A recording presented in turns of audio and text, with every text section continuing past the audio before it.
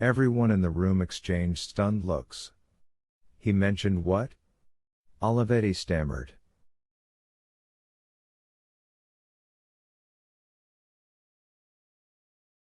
Antimatter, sir. While we were trying to run a trace, I did some additional research on his claim.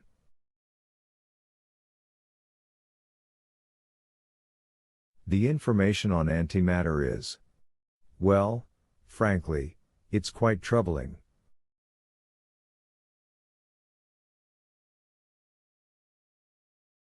I thought you said the ballistics guide showed no mention of it. I found it online. Alleluia, Vittoria thought. The substance appears to be quite explosive, the guard said. It's hard to imagine this information is accurate, but it says here that pound for pound antimatter carries about 100 times more payload than a nuclear warhead.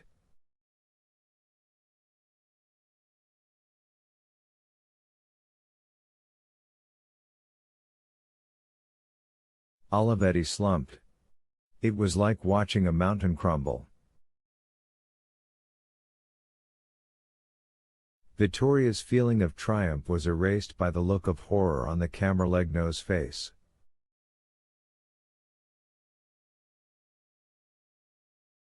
Did you trace the call? Olivetti stammered. No luck. Cellular with heavy encryption. The SAT lines are interfused, so triangulation is out. The if signature suggests he's somewhere in Rome, but there's really no way to trace him.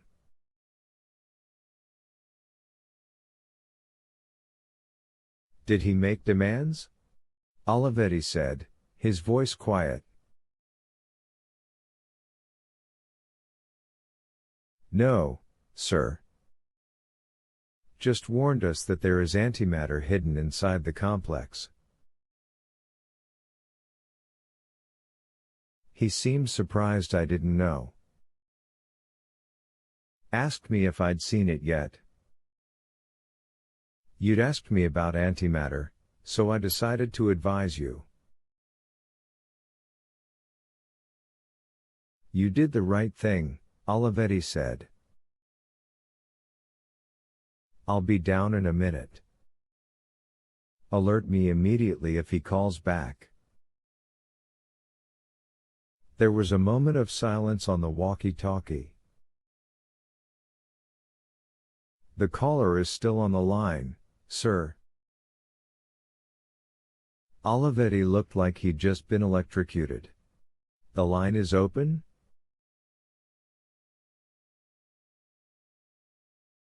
Yes, sir. We've been trying to trace him for 10 minutes, getting nothing but splayed ferreting.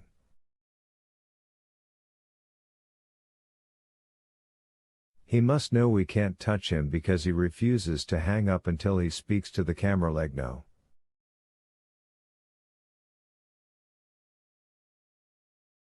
Patch him through, the Camerlegno commanded. Now. Olivetti wheeled. Father, no. A trained Swiss Guard negotiator is much better suited to handle this. Now. Olivetti gave the order. A moment later, the phone on Camerlegno Ventresca's desk began to ring.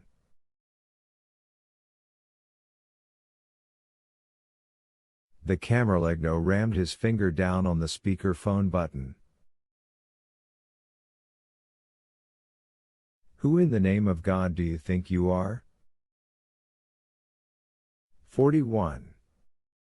The voice emanating from the Camerlegno speaker phone was metallic and cold, laced with arrogance.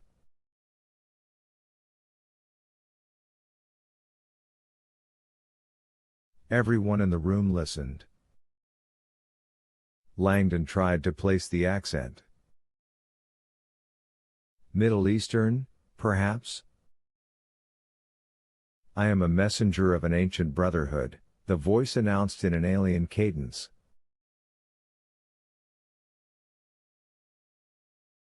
A brotherhood you have wronged for centuries.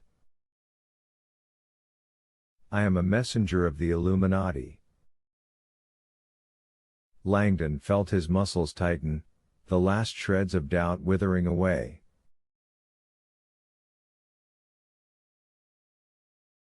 For an instant he felt the familiar collision of thrill, privilege, and dead fear that he had experienced when he first saw the ambigram this morning.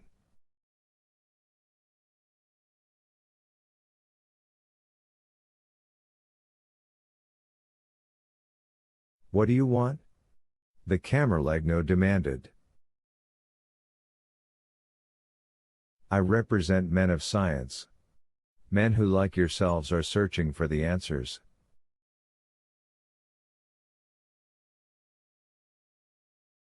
Answers to man's destiny, his purpose, his creator.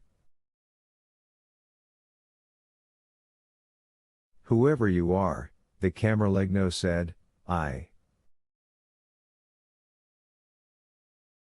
Silencio. You will do better to listen. For 2 millennia your church has dominated the quest for truth.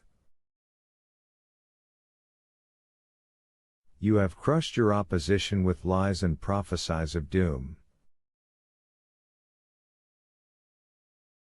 You have manipulated the truth to serve your needs, murdering those whose discoveries did not serve your politics.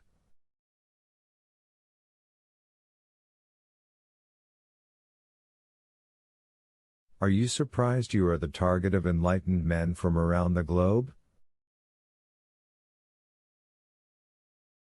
Enlightened men do not resort to blackmail to further their causes.